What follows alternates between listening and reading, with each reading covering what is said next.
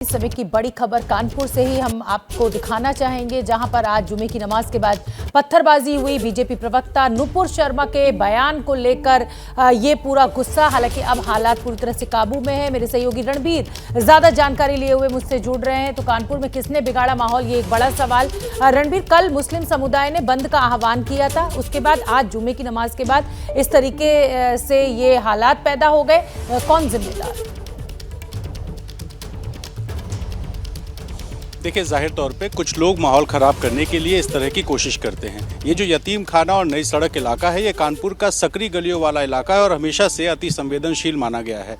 और इस इलाके में जुमे के दिन ये ऐलान किया गया था कि नुपुर शर्मा के बयान के खिलाफ प्रदर्शन होगा और विरोध प्रदर्शन में काली पट्टी बांधेंगे, दुकानें बंद कराएंगे। इस तरह का ऐलान कल ही नहीं बल्कि परसों भी पोस्टर्स लगाए गए थे।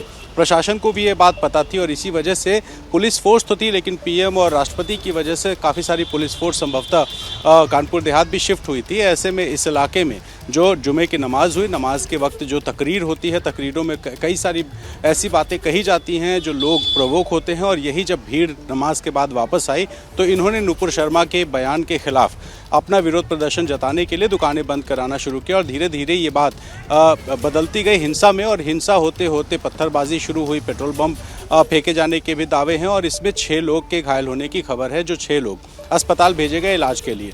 लेकिन जाहिर तौर पर जिस तरीके से एक बयान को लेकर के विरोध होता है और पत्थरबाजी और पेट्रोल बम जैसी नौबत आ जाती है, तो ये माहौल ख़राब करने की सीधी सीधी कोशिश है। क्योंकि कानपुर में जो यतीम खाना और नई सड़क है, वहाँ से ये भीड़ आगे बढ़ते बढ़ते परेड चौराहे तक पहुँची थी और पुलिस फोर्स ने उन्हें वहाँ रोकने की कोशिश की। ऐसे में पत्थरबाजी की गई। तो ये कोशिश ये थी कि और आगे बढ़ेंगे और ज़्यादा नुकसान करेंगे, दुकानों को बंद कराएंगे। और जब पुलिस ने रोकने की कोशिश की तो ये जो भीड़ है, इस भीड़ ने पुलिस को भी कुछ नहीं समझा और पत्थरबाजी शुरू कर दी।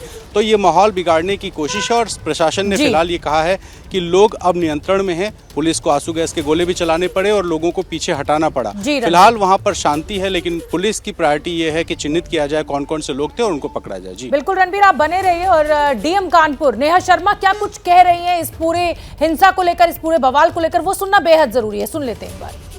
अभी स्थिति कंट्रोल में नीचे करो भाई, नीचे करो भाई, नीचे करो। लेकिन मौके पे पुलिस के सीपी साहब एंड जॉइंट कमिश्नर हम सब लोग यहाँ मौजूद हैं। और जैसा कि आप देख सकते हैं, अभी थोड़ा नियंत्रण में आई है, लेकिन इसमें जो मिसक्रिएंट्स हैं वो नैब होने बहुत ज़रूरी हैं और उनके विरुद्ध में कार्रवाई होना बहुत आवश्यक है। उसके लिए हम लोग अभी लगे हुए हैं एंड रीइंफोर्समेंट अभी और भी आ रहा है पुलिस का, तो उसके साथ हम ये पूरा एरिया डोमिनेशन कराएंगे। तो डिस्ट्रिक्ट मजिस्ट्रेट नेहा शर्मा जानकारी देते हुए इस पूरी ये जो हिंसक हुई भीड़ और किस तरीके से पत्थरबाजी हुई, उसको लेकर अब हालात काबू में है, ये भी उन्होंने बताया। और एबीपी न्यूज़ इस समय इस हिंसा को लेकर, इस बवाल को लेकर बड़े सवाल उठा रहा है। पहला सवाल एबीपी न्यूज़ पूछ रहा है, कानपुर में अचानक हालात क्यों बिगड़े? 2 समुदायों के बीच में जो हिंसक झड़प हुई, कौन जिम्मेदार? प्रधानमंत्री राष्ट्रपति के दौरे के वक्त ही आखिर ये हिंसा क्यों भड़की? क्या पुलिस इस हिंसा का अंदाजा नहीं लगा पाई? क्या पुलिस की इंटेलिजेंस फेल हो गई? बंद के ऐलान को देखते हुए एहतियात क्यों नहीं बरता गया प्रशासन के द्वारा? ये एबीपी न्यूज़ के बड़े सवाल इस समय टीवी स्क्रीन पर। पूरी तरह शांत उत्तर प्रदेश में सांप्रदायिक तनाव आखिर क्यों?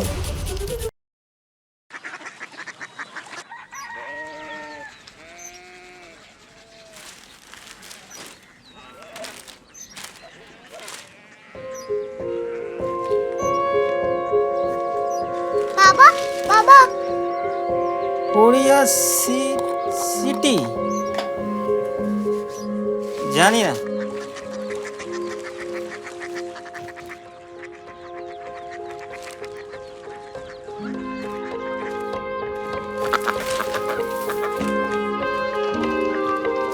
Korea city? हाँ।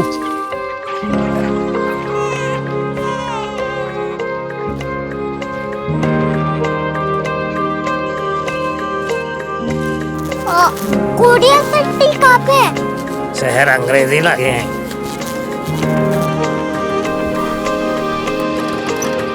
Korea city.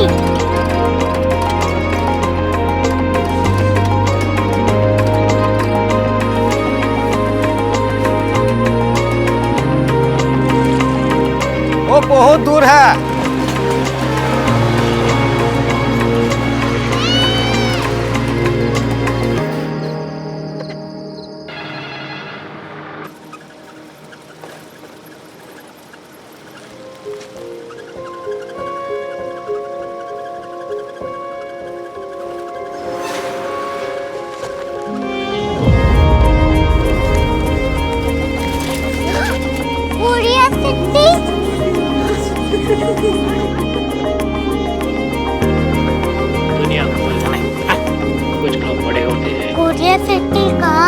प्रोफेसर साहब को पता होगा।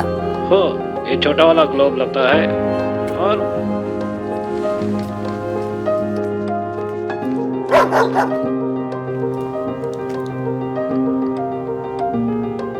पता नहीं, मेरी बेटी से जाके मिल लो, शायद उसे मालूम हो।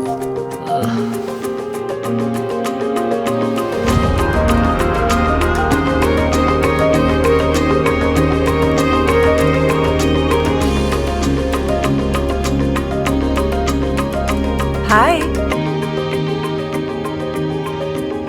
बाबा ने भेजा है। Come here.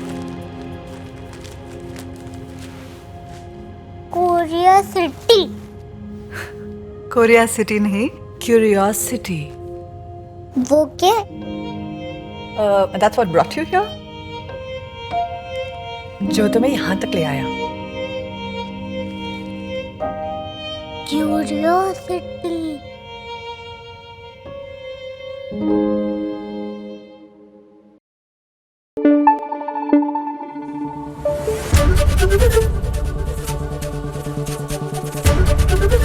एबीपी न्यूज आपको रखे आगे।